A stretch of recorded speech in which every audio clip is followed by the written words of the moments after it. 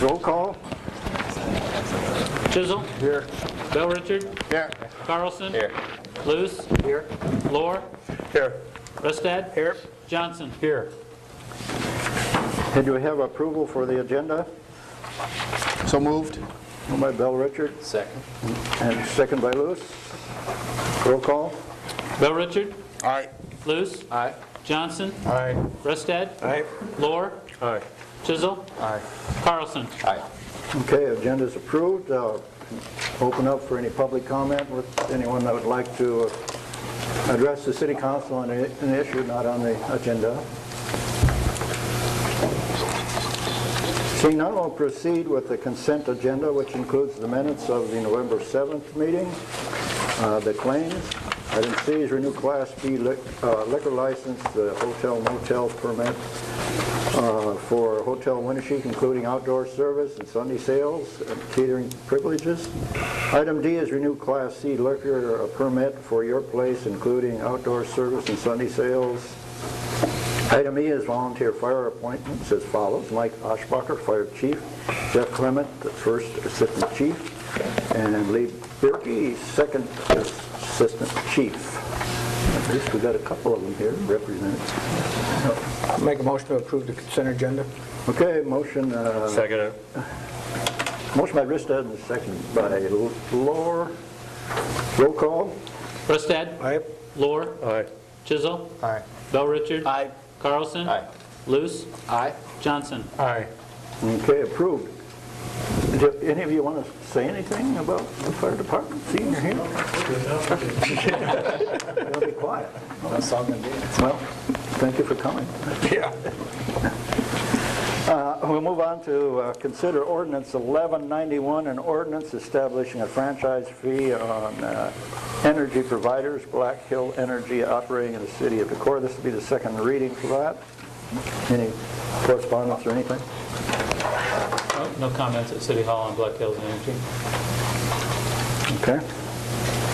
I'd move adoption. Okay, moved by Lois for adoption. Second. And second, who did I hear? Bell Richard. Bella Richard. Okay. You're moving second reading. Yes. Any discussion? Mayor, I still have the same concerns. Even though we put it up on an ordinance, I'm sure this will go from 1% to 5% because of the availability it makes of money to be used by the city council. The 1% is voted on when it's sales tax, but you have to have some real concerns and voice your opinion to the city council on ordinances. So I'm still hesitant to, if it stayed at 1%, I wouldn't have a problem, but I'm sure it'll be pushed up 5% with the ordinance, and I'm a little concerned about that. Any other comment? I don't know who's going to vote for the 5%, but Chuck seems to think we would, but I can assure him I wouldn't. Just for clarification, we can only really change that. I'm not in favor of going anywhere other than the 1%. Right. What, we can only change that once a year if we wanted to, or we could change, we're not going to, but we, in a sense, it could be changed in a matter of months if somebody really wanted to. Via ordinance. Yeah, okay, yeah. No, I'm in total in favor of just staying at 1%. And you can't do it unless it's with 1 to 5, right? Less than 5. Right, but I'm just saying, 5 or less. you can't just say we just want it at 1, as far as where it can go. I guess No, by- it can go. By legislation, it can go to 5. It can go to 5%. But we set the ordinance as what we want. Correct. But what I'm asking is there's no way to just keep it, the ordinance at 1. In other words, there's no fluctuating scale. You can't just say only at 1. It has to be 1 to 5. Is that state law? Yeah, I guess I'm still confused by your question. I think what he's saying to lock it in. To lock it in, it has, there's no other way to do it besides the 1 to 5%, correct? Right. So that's the only way to do it. Yeah. I guess I'm wondering why you think we'll put it at 5, Chuck. He's forecasting future conflicts is what he's doing. Yes. Right. And I've been here, Mr. Carlson, this is my 3rd year, and we've, oh no, we can put it on the budget, and we don't have to use it. And then 6 months, a year later, oh, we got this money in the budget, let's use it. I'm just concerned, okay, that's just, Well, then Chuck, you better stay on the council and fight for it. well, I'd like to paraphrase news.com, Oh, Paul. don't do that. There was some other issue we had, and I remember Paul, and I apologize, Paul, if I got this wrong, because of a year or two ago. He said, if you have some current concerns, you better be at the council meetings, and I think Paul was trying to encourage citizens to participate in the city business, and as we have seen over the years, we don't necessarily get the citizens out actually voicing their opinions on it. So I'm just trying to make this aware that hopefully our media will cover it and people will learn that there is that possibility. Other comments? Roll call? Luce. Aye. Bell Richard. Aye. Chisel. Aye. Lohr. No. Rustad. Aye. Johnson. Aye. Carlson. Aye. Okay, motion carried, one dissenting vote. Consider ordinance number 1192, an ordinance amending section 1304-200 connection charges and amending section 1004-100 and 1316-090 and re-specify permit fees for water and sewer connection within the city of Decorah. This will be the second reading for that one. Is there any comments on that ordinance? Ted?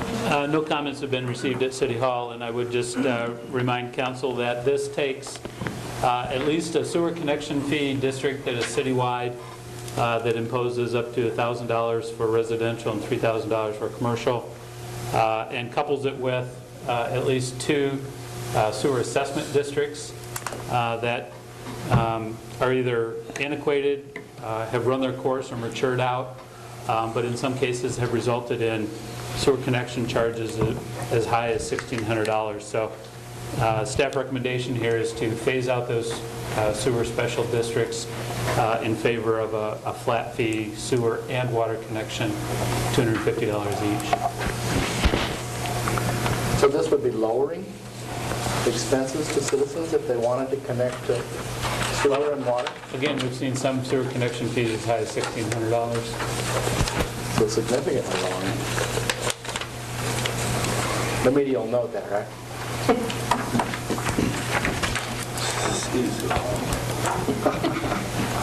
How much do you need? Do we have support? Here. I'll make a motion to approve ordinance 1192. Second. Motion by Ristad and seconded by Shizzle. Again, any comments? Roll call? Rustad. Aye. Chisel. Aye. Bell Richard. Aye. Carlson. Aye. Luce. Aye. Johnson. Aye. Lohr. Aye. Okay, passed. Consider ordinance 1193, an ordinance amending Title 10, Vehicles and Traffic in the Code of Ordinance of the City of Decorah by limiting the idling time of heavy-duty vehicles. And I guess I'd ask our city manager to at least comment on the main parts of this ordinance. Yes, so at the last council meeting, council had directed me on a split vote to prepare this ordinance, and so I have. And does anybody want a paper copy? I guess I could send some down here if you want a paper copy.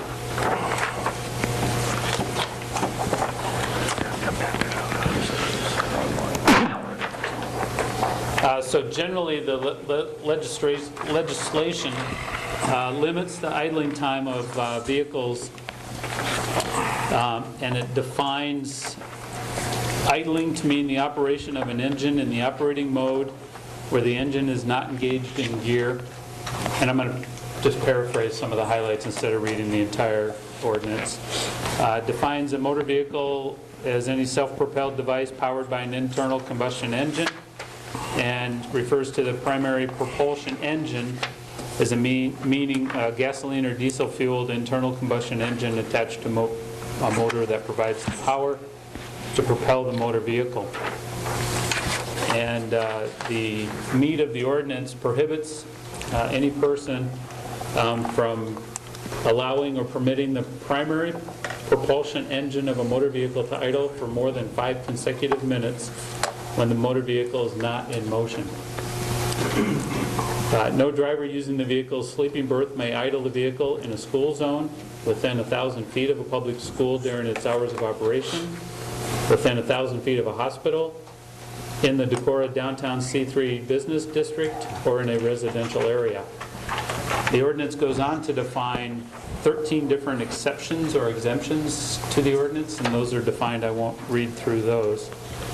And then cites failure to pay by citation at the end of the ordinance.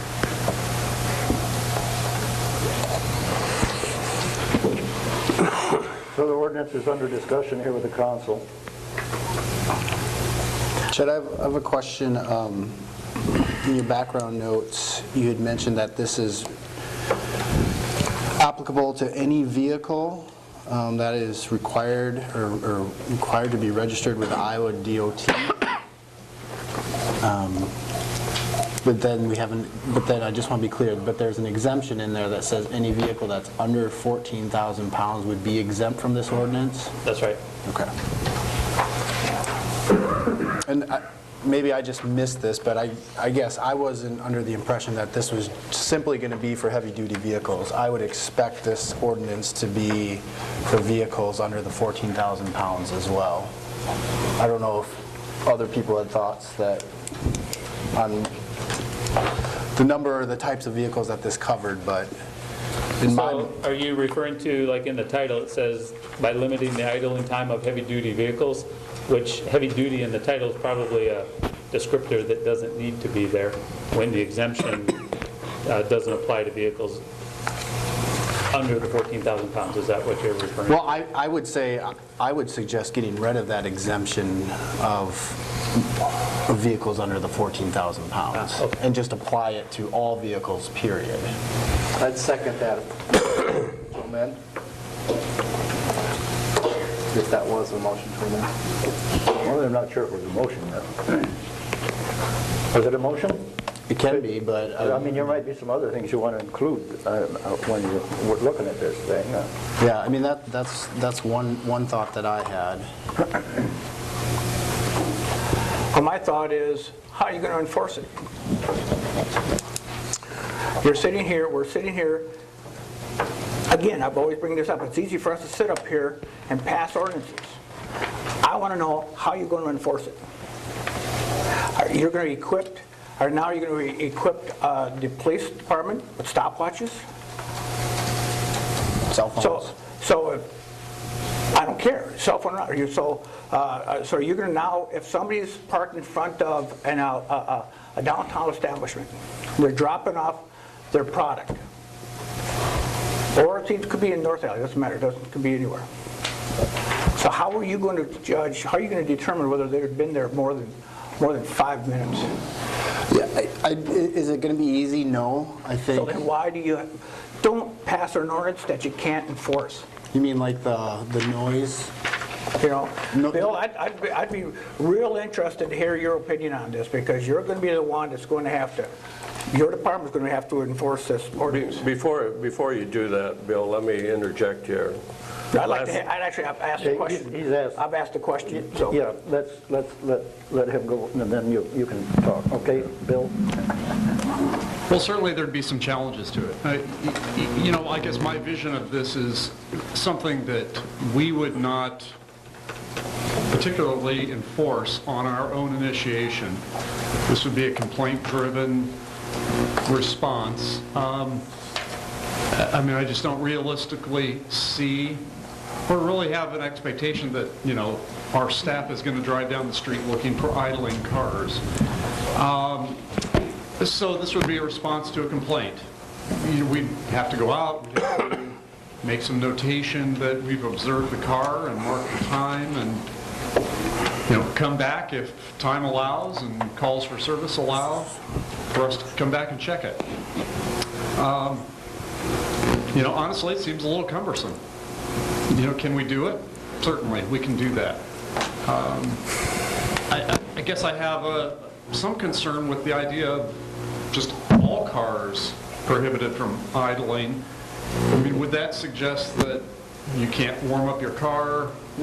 In the exemptions, warming up your car, those types of Defrosting things your that windows it's is usually exempted. used for, those are all exempt. Okay, it just seems like from a language standpoint, there might be some conflict in taking out the 14,000 pounds, yet having this other, and John could probably address that from a language standpoint better, but certainly this is something we could enforce. We would have to figure out how that looks and how we do that. Could I follow up to that, Chuck, before you go? What I want to do, and Chuck had actually was going to Yeah. say something before you did, so Chuck. to be fair with Bill, I requested Bill be at our safety meeting, and we had, 45 minutes with Bill? And most of it was concerning enforcing ordinance. And I agree with Gary, and I agree with what Don said last meeting. I don't want our police department being like a meter maid. And I think it's an undue burden with something that is hard to pin down because you got so many exemptions, there's basically nobody is not going to be exempt on this. But do we shut down the fairgrounds fair when livestock trailers roll through town and diesel trucks are down there running, unloading livestock down at the county fair? We shut them down. I want to add, if I may, Don, I've been doing some work trying to find some information. I tried to educate the group on my personal use of diesel engines. And one of the things that's tough here, and the fire department probably knows this well too, because they work with diesel engines, and Bill, I'm sure you do too. But this deals with the National Oceanic and Atmospheric Administration, who are part of this.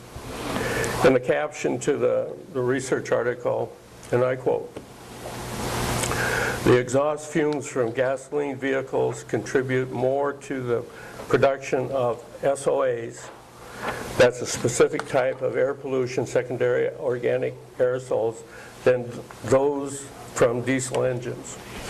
SOAs contribute 40 to 60% of what they call our pollutants in the atmosphere.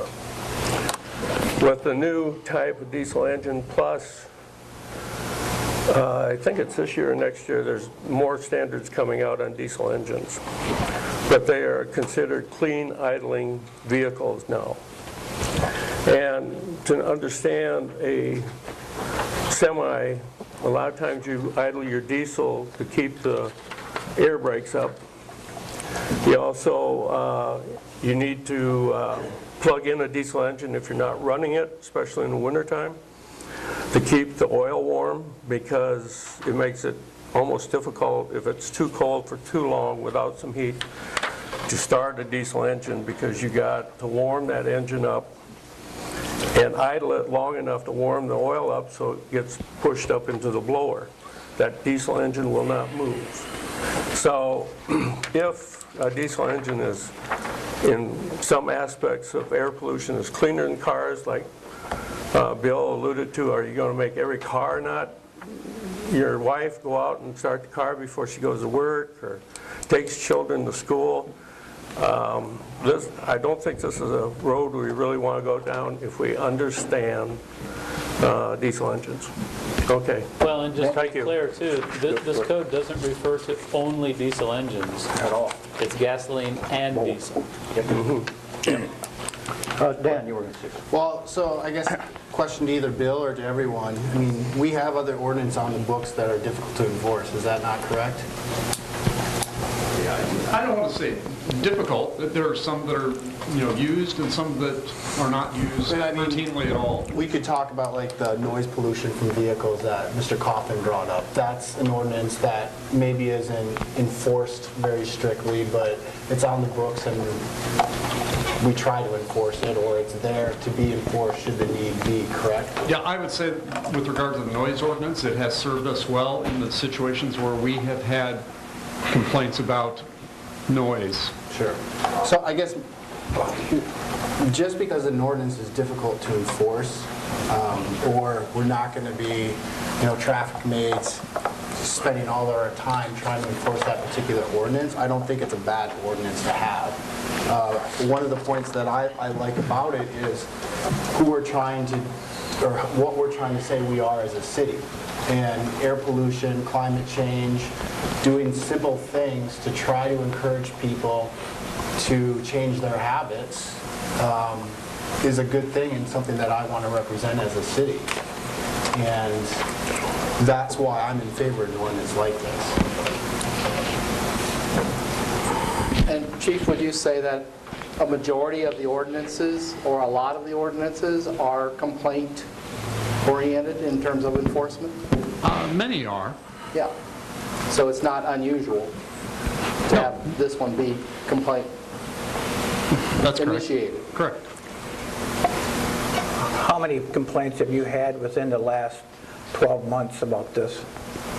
I've never been aware of a complaint about idling.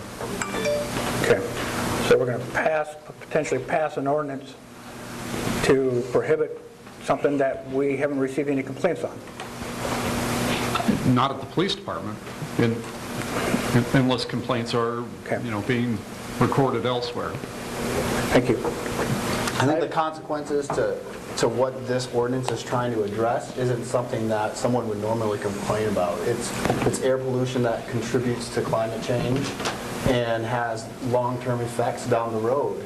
And I think what I want to try to do as a city is try to be proactive and try to do what we can. Now, obviously, a lot of people don't have that same sentiment, but I think a lot of little things can add up, and I think this is a simple thing that we can do as a city to try to encourage people to and educate people about.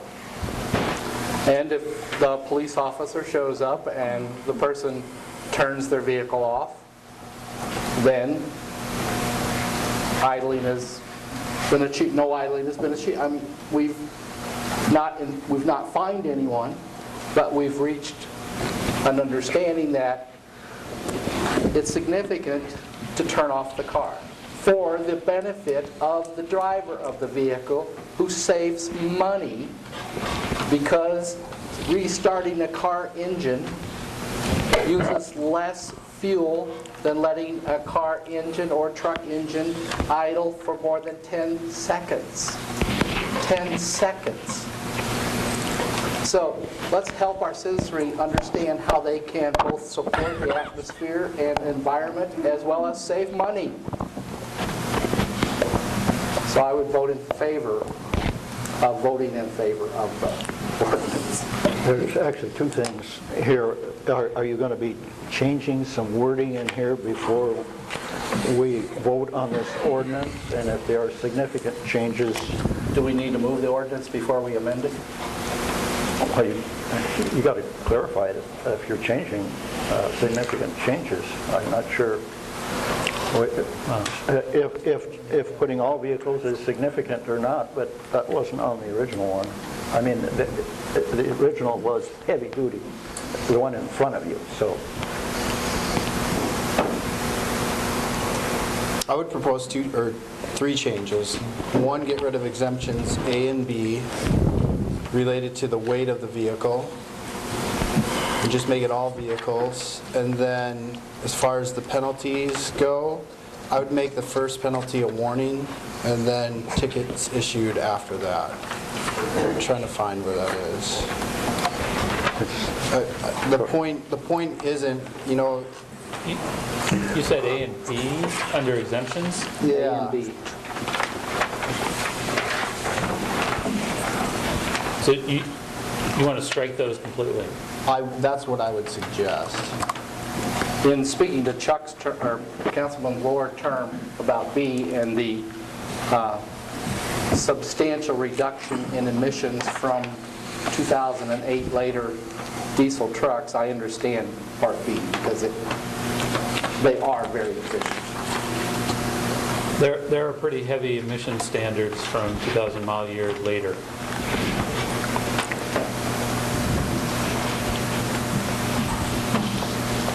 But I like your other Well, I'm fine with just A. That's, and then, yeah, the failure to, or where are the On the last- The penalties? citations on the last page. Right, page 3. Section 50. Yeah, so, and I don't know if you had suggestions previously, Chad. I thought there were some dollar amounts in something I read, but. In my background notes, I had suggested $25 fine in the first offense and not paid within 30 days, a $50 fine in the second. So the only thing I would say, I would make the first offense just a warning, and then the second offense is where a fee would be imposed. Because it's really about education. Do you have a dollar amount for that, For the second, for the second you one? can, the $25, what you had for the first offense is fine.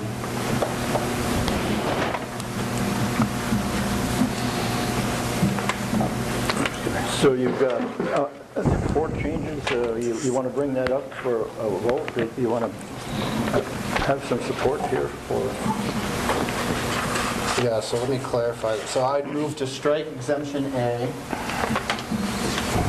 and then I'd move to make the first offense a warning, with the second offense being a $25 fine. Just looking through these exemptions, then, so if you got a line of parents down picking up kids at the school, they don't qualify under any of these, so if they're sitting there for more than 5 minutes, will they be getting a ticket? If they turn their car off, they'll be saving money. Item C, I think, is your exemption, Randy. Motor vehicle forced to remain motionless because of traffic conditions over which the operator has no control. I see that now. If they're in traffic, but if they're parked at the side, it'd be wise for them to turn the car off. Is that a gray area? I don't know. If they're in queue waiting to pick up students, is that traffic condition? I don't know. It's a gray area to me. But I'm not an attorney.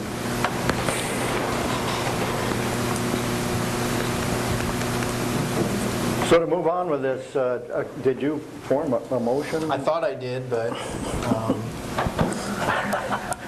Yeah, the strike I A. moved to strike A and then change the penalty or the enforcement from a warning for the first offense and the $25 fine for the second offense. Okay. Let me ask our city attorney, are these significant changes? I mean, it relates to whether or not the first reading would be I think you're going approved. to have a new reading in this regard, because these are fairly significant changes, and it's better to err on the side of doing it over and being overly inclusive. Okay, so if we do these changes, we won't be able to approve the first reading yet until the next meeting. That's the way I interpret it. So this also will take effect regarding public right-of-way, public streets, and also personal property. So if somebody is delivering goods to Stanley Black & Decker out there, they backed up to the dock, they need to shut their truck off. Or if the dump truck out there is sitting in by their sand pit waiting to get loaded, they have to shut their truck off. Correct. According to the way it's worded now, it's within the jurisdiction of the city of Decorah. This applies. Okay. In the wintertime, when the police department's out on an accident, they're leaving the car run. I think there's an exception in here for emergency vehicles, police, law enforcement. Public works and operations Yes. and military. Item D under exemption. D exemption.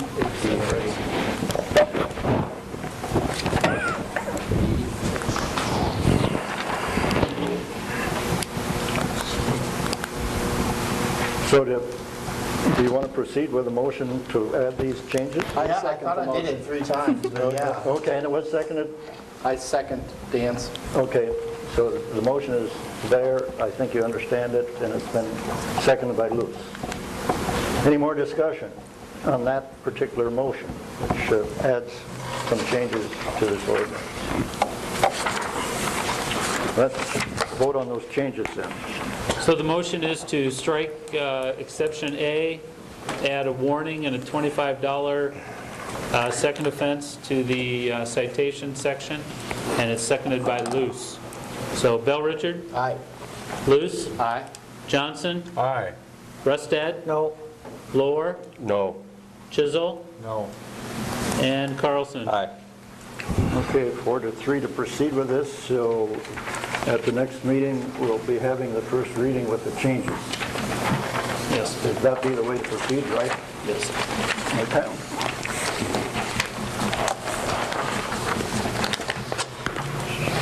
So we'll move on to item 9, which is consider ordinance number 1194, an ordinance amending section 1248.030, fees required, and re-specifying the right-of-way permit fees within the city of Decorah. This ordinance is proposed by our legal counsel. As Rick was reviewing the franchise agreements, he noticed inconsistent language between the franchise agreements and section 12.48 in regard to fees to work in the right-of-way, and an inconsistency with long-standing city practice with our permit fees. When a contractor applies for permit to work in the right-of-way, we issue a permit, and there's a standard fee to go with that.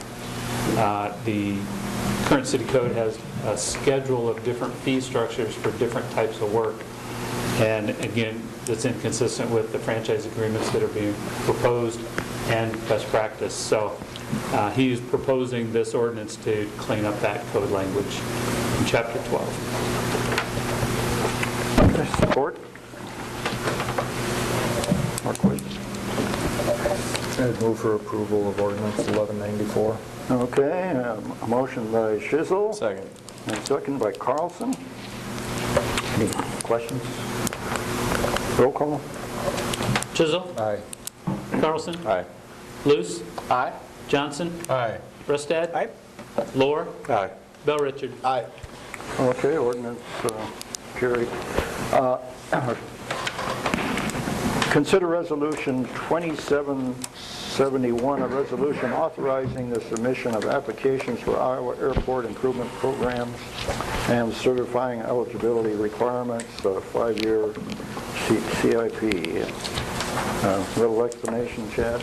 So each year, the Iowa DOT requires the city to certify a capital improvement list, and you've done this for many, many years. So this is this year's capital improvement program as put forth by the Airport Commission and our consulting engineers, CGA. As in previous years, just because it's on the list doesn't mean you're going to do it. Each program, each project has to be applied for and funding awarded by DOT before it's moved forward. But, you know, you've done an awful lot of work at the airport in the last 5 or 6 years. You're down to looking at corporate hangars, pavement rehabilitation, and a terminal lounge building.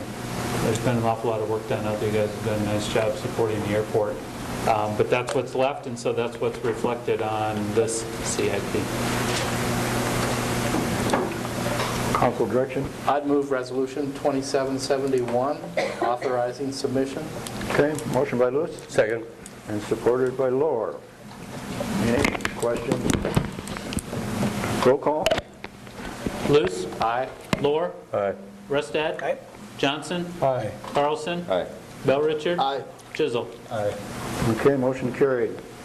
Discussion possible action on residential tax abatement program or continuing the program. And I guess this was going to be discussed on an annual basis. Ted, this might lead us to this. When the residential tax abatement program was implemented in November of 14, the council at that time, a different council, had proposed the idea of reviewing the program each year annually at about this time. You have the right via ordinance to amend or change, discontinue, or lengthen the program at your pleasure. You've run the program now for 2 years. When it was implemented in November of 2014, the idea was that it would be a 3-year window or a 3-year program, automatically sunsetting in December of 2017. with the caveat again that you'd look at it annually. So this is the opportunity. You've spent the last 2 council meetings approving tax abatement applications, certified those to the county auditor. Those have been submitted. I did include a list of applications over the last 2 years in your packet. So this is just that opportunity to have some council discussion about the merits of the program, if it's met your goals, if it's been successful or not, and if you see any proposed changes for the next year.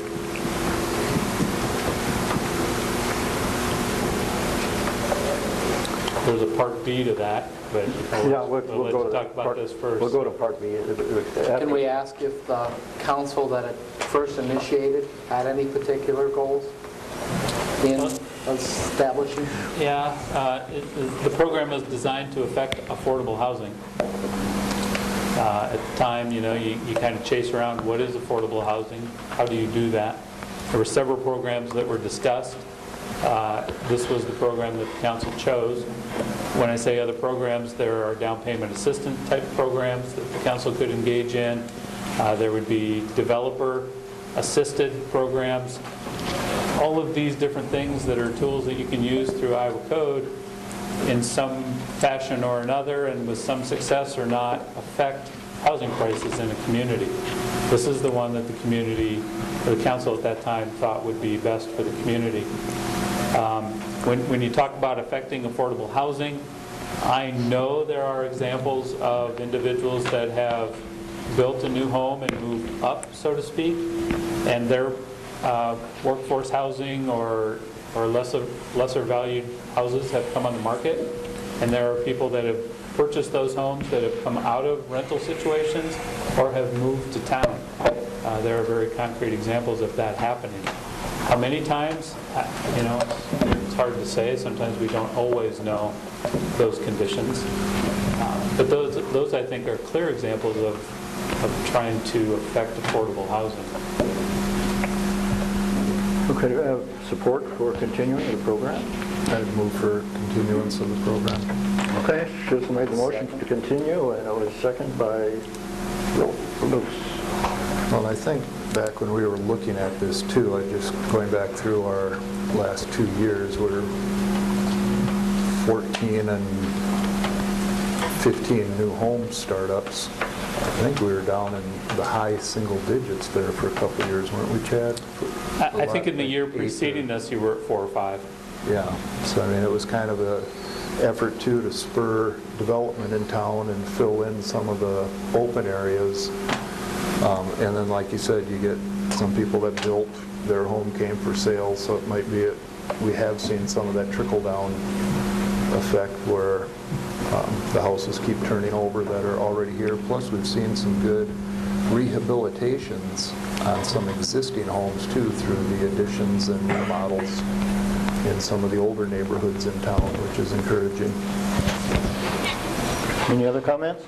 Earlier this fall, Chad and I attended a housing meeting, I guess, at NICC, talking about some of these things. And when we mentioned our results for the last 2 years, eyebrows lifted in the room. And I think it's pretty apparent that it seems to be working. Okay, ready for a vote? Roll call? So the vote is to continue the program for at least the next year, right? Chisholm? Aye. Luce? Aye. Johnson? Aye. Restad? Aye. Lohr? Aye. Bell Richard? Aye. Carlson? Aye. Okay, carried. And then the other part of this is participation in a housing study. If you have some information on that, Steph Fromm is here from Waysheek Development, and I think Kurt attended a meeting appointing him with this, and Chad, so I guess they can fill you in what this does and what it might cost the city. Yep. So the cost of the city is it's around $3,200, and what's involved in that is that WCDI, the Waysheek County Development Corp, is looking at engaging in a housing study similar but maybe different than the one that the city engaged in 2013 at the head of your residential tax abatement program. This time around, they're using some local resources and staffing through Upper Explorerland Regional Planning Commission, which now has the ability to conduct these types of studies. At the housing meeting that Kirk and I attended at NICC, they did display some of the work that they've done through that study, I think in Owine and maybe West Union, Fayette County. And so it's a little different. It's a little more in-depth. It's a little more local. The $3,200 in part is WCDI is asking for a $250 contribution from the city towards the base cost of the survey. And then the additional funds are for Decorah specific windshield studies that will affect our data specifically. I think it's interesting to contemplate. Of course, the study would take place through next year, and the results would be due at about the time your housing program expires, or that you would consider expiring that. And so I think it'd be a good comparison of what happened before the program and what happened after the program. And the county is participating, Steph, right? Yeah, they haven't said a dollar amount, Steph, will they be using the same baseline criteria as our previous studies so that we have something to look at for building I don't or know comparing? a whole lot. The baseline itself is right around 13,000, and that But I mean- included just the general study for the whole county, and then what they're doing add-ons. So basically, I'm just going to communities to see if they want to participate in those add-ons. They have, like Chad said, these windshield surveys, so they'll, I think they take a certain percentage of the city's population. They either go door to door or do mailers or some kind of survey to find out what the average income is for the household, what the percentages of their housing expenses, whether they rent or whether they're paying a mortgage. And then it kind of gives you an actual idea of, okay, well, you know, for Decorah, this is what affordable housing looks like, and this is where we are right now. We have a long ways to go, or we don't have that much to go. Like the program helped us do this. The data itself is a lot more in depth than the 2013 survey, for sure. Okay, but it'll be building on that data so Yeah. that we have Essentially, counting. affirmation or condemnation of our program. Yeah. Okay. Any more discussion about this program? I'd move participation. Okay, Lutz made a motion to, that's to pay the agreed upon, I second it. and seconded by Johnson. Any more discussion? Roll call? Luce? Aye. Johnson? Aye. Rustad? Aye. Lohr? Chisel? Aye. Bell Richard? Aye. Carlson? Aye. Okay, the study is approved. Consider board and commission appointments. We have the Airport Commission. Brett Willey is willing to serve again. We have support to reappoint Brett. I'd move to reappoint Brett. Okay, Schissel made the motion for reappointment. Second. And supported by Carlson. Roll call? Chisel? Aye. Carlson? Aye. Luce? Aye. Johnson? Aye. Rustad? Aye. Lohr? Aye. Bell Richard? Aye. Okay, appointment approved. We're down to reports. City manager. Mayor, I think you and I might want to touch on this one together in terms of board and commission update. I'd put in the council's packet a highlighted board list, noting that we either have current vacancies on several of our boards and commissions, or we anticipate some vacancies on our boards and commissions. You know, it's a challenge every year to recruit volunteers willing to serve, and I think maybe just taking this time to express how important some of these boards and commissions are for the operation of our city. Everything from planning and zoning to the airport commission, which you just appointed, which still has an opening, by the way, through a recent resignation. I would like to point out to the council that we do have an opportunity to share what the city does and what service on some of these boards and commission means on November 30, next Wednesday, with the local young professionals group. They'll be here at 2:30, and talking about the city organizational structure and getting in depth into some of these boards and commissions. So I'd welcome anyone that's interested in serving to contact the mayor or I, and we can talk a little bit more about some of the duties and responsibilities. Just to add what Chad said, I guess I would like at least the city council to get a little bit more involved in twisting some people's arms, because I've exceeded at least people that I know, and you all know people that might possibly be willing to serve. The other thing I want to emphasize, at least a number of our boards, at least are under state regulation, that we make every effort to have gender equity on these boards. And we're running considerably short of gender equity on some of our boards and commissions. And so not only think of your male friends, think about your female friends and filling some of these positions. By the way, I think over 50% of the people in Decorah are women, aren't they?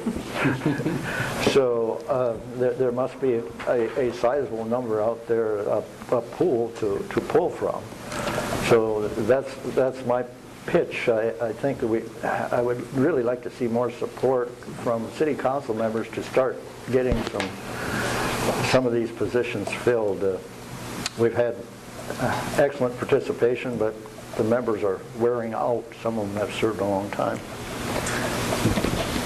That's my expose at this point. Highlighted in the red where the term is going to expire. Right. Do we know if those are seeking to extend or not? There are several that have given some advance indication they're probably not going to seek reappointment, but they haven't confirmed. So those are just ones that are kind of on my radar that are coming. Definitely there'll be opening on P&Z, there'll be opening on Board of Adjustment, and those are critical for city operations. Airport, that's critical too. Just a couple of other things under my report, Mayor. I did want to announce that the County Board of Supervisors this morning accepted a recommendation from our interview committee to appoint Steve Smith as our joint IT director for the city and the county. So we're happy to have him on board.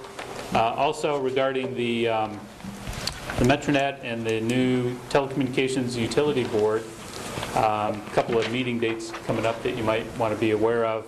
On November 29th at 5:30, that'll be a utility commission meeting, and during that time they'll speak with consultant Curtis Dean regarding feasibility. They continue to move towards the idea of writing their own RFP for a feasibility study, and so visiting with Curtis Dean will be another opportunity for that commission to gather some information in that regard. And then on December 1 at 11:30 will be a joint meeting with the Decorah Metronet Board and the Municipal Utility Commission, just talking about items of mutual interest. 12-1. 12-1. Is that it, Ted? One other thing. As part of the Metronet Board, you know that the Upper Explorer-Land Regional Planning Commission has been a member of that board for several years, but they were not an original or founding member. We are now in conversations with them to develop an exit strategy so that they would find a way away from that board. The value for their investment is just not there. The rate of return is not there for an organization of that size. So we continue to have conversations with them and the Metronet Board about what that might mean for them. As in finding another partner or what to do, or? Yeah, finding another partner might be a longer-term strategy, but right now it's just about finding a transition plan for them out. So that's all I have. Thanks. Okay. Department?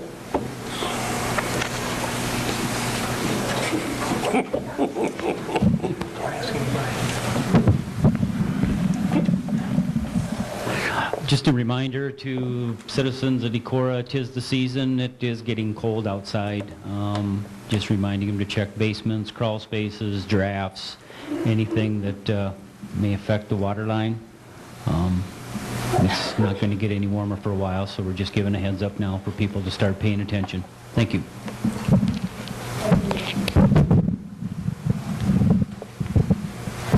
I have a couple things. We just recently replaced one of our old boilers in the older part of the library. We had put in a new boiler last year, one boiler, and now we've got the second one in, and the library has paid for that, but the Friends of the Library also pitched in half for that other boiler, so we got that up and going. I wanted to make note from our safety committee that meets, the department, representatives of the department meet once a month for safety. We do audits, we do checks, we try and make all of our work areas safe for the employees, and last Thursday, Dean Shady came and said that with the lowering of any type of workman's comps that we've had, that we probably saved the city in the last 3 years or so over $20-some thousand by having safer employees and not having as many submissions for payback for workman's comp. The other thing I was going to mention is John Panko has been working with these tapes for City Council. You can go on YouTube, and if you just put in City of Decorah, you should be able to see the tape. We're working on getting the quality a little bit better, but you still can hear what's going on and be able to see it. If people don't get to see it, then they can look at it that way as well. Thank you. Thanks, Lorraine. Any reports from council members or any comments here? Nothing to see. Okay. Ben? Nothing for me? Nothing to see. Anything over here? I do here. What I'm going to do is, I talked to Chad. I apologize for the other council people. We're at the Tuesday meeting. I forgot to bring it up. But you remember during our deer hunt discussion with the public, there was a number of people that said, how can you have a deer hunt without a deer count? And what I would suggest to the council to consider is give Chad, so the deer hunt we got way late, we got way too late. And I'd like to see Chad, if the council agrees, to go ahead and get us lined up for that deer hunt this winter. And I think that starts in January, doesn't it? You mean the flyover is what you're talking about? Or flyover deer count. Yeah. So I just throwing that out to the council to consider. Okay. That's the mayor, thank you. Anything from Luther College? Not today. Nothing today. Okay, well, have a good vacation for the weekend. I guess happy Turkey Day. Enjoy your Happy Thanksgiving. Thanksgiving to everyone. I think we're ready for a motion for an adjournment.